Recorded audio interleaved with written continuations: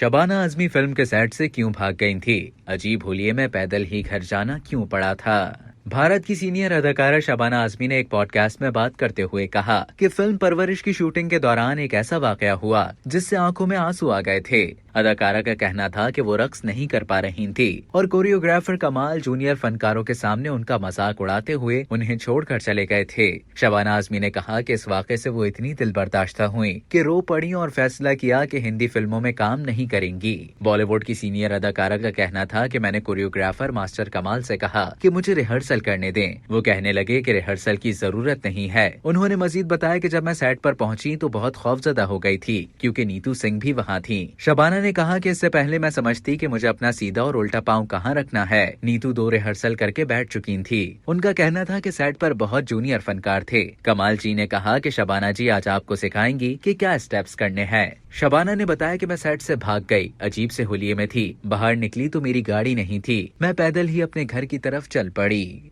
अब तक के लिए इतना ही। मजीद इसी तरह की मालूमात हासिल करने के लिए डेली जंग के YouTube चैनल को सब्सक्राइब करें और Facebook के पेज को लाइक करना ना भूलें।